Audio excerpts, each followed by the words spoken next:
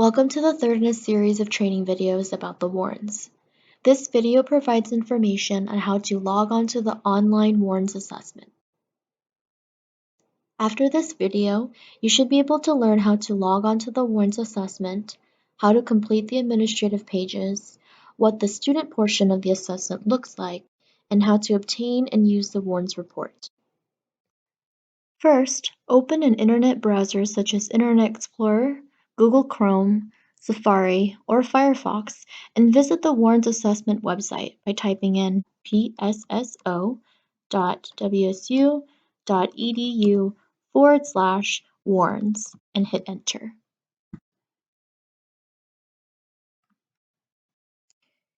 You should see the following page. You can now use your email address and password you previously created when you registered for the PSO system to log in.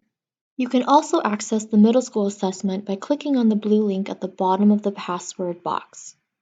Please note that the email address being used on your screen is just for demonstration purposes only. When you are ready to log on to the WARNS online assessment, simply use your own email address and password to log in. Once you've logged on, read the user agreement page with the lists and terms and conditions. The I agree checkbox must be selected in order to proceed.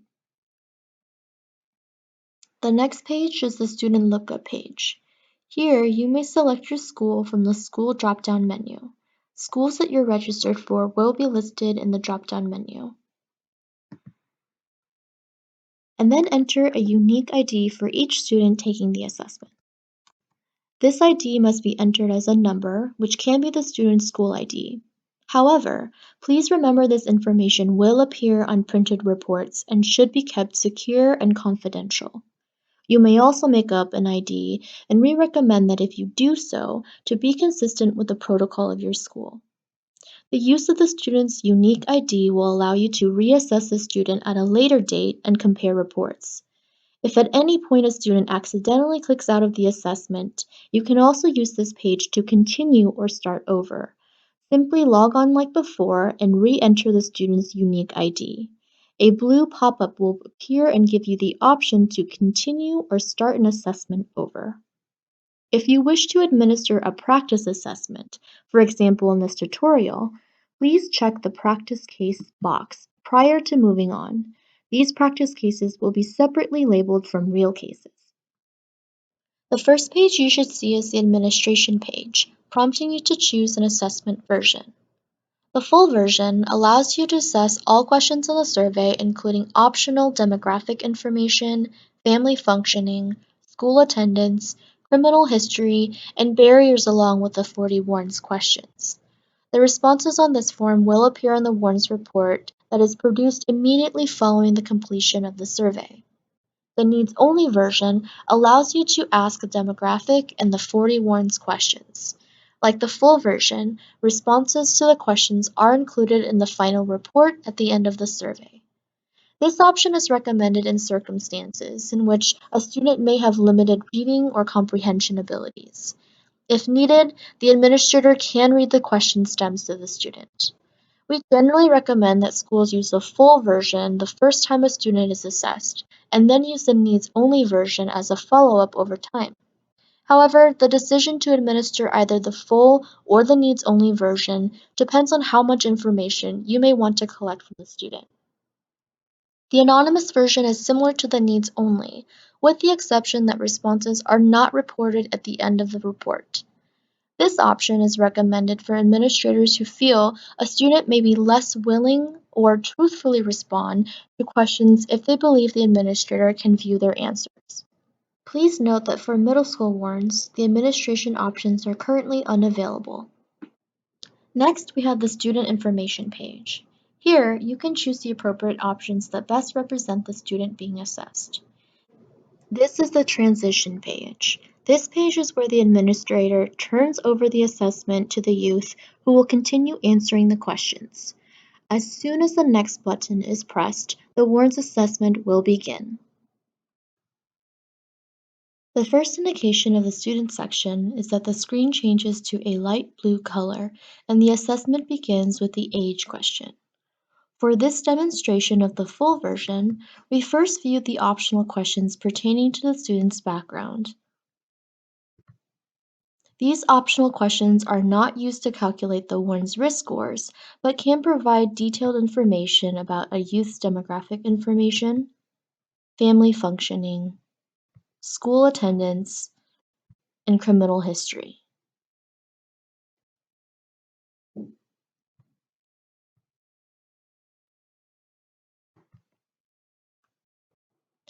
Following the optional questions, the student reaches the WARNS questions that are used to calculate the risk scores.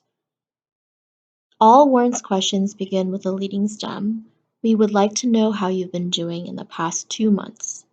And students respond to various statements with a rating scale from never or hardly never to always or almost always. The student also has the option to navigate back and forth between pages.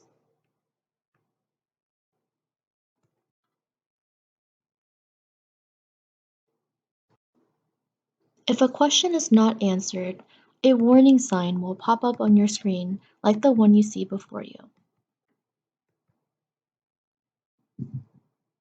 It is critical that all WARNS questions are answered in order to calculate the risk scores. Administrators should keep in mind that the assessment is voluntary, and students can stop responding at any time. If they are uncomfortable responding at any point, the assessment should stop as part of the protocol stated in the WSU WARNS User Agreement. For more details on the questions, including the validity and reliability of these items, you can refer back to the WARNS Technical Manual, which can be found at warns.wsu.edu.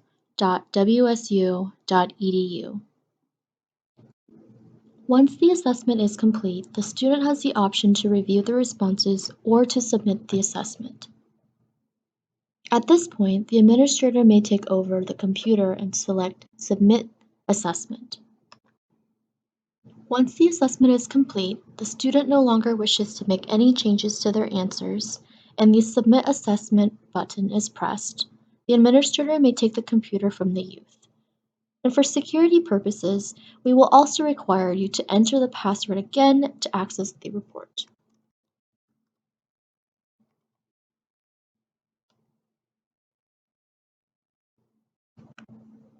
Next, the administrator then has an opportunity to confirm or provide the demographic information of the student.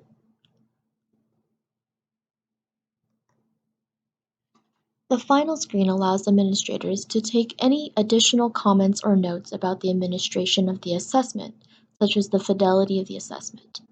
Please note that in order to maintain confidentiality and compliance with the WSU User Agreement, please do not include the name of the student in this section.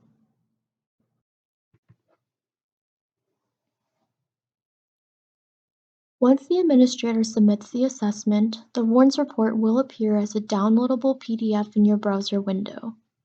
This document contains the student identification and demographic information at the top. When you scroll down a little bit, the levels of need are presented for each of the 6 need scales indicated by the red, green, and yellow colors for quick identification of the results. When scrolling down on the full and needs-only form, you will see all the items the student responded to along with their responses. This provides the administrator with the opportunity to engage in a more detailed conversation with the student about the risk areas and specific needs, question by question. The anonymous version will only show the risk scores. Since the middle school WARNS is still in the development stage at this time, the report will only report numeric scores for their domains and will not include the thresholds for low, moderate, or high cutoffs. For security reasons, be sure to close your browser when you are finished reviewing the report to prevent others from viewing the answers. You may also access this report at a later time.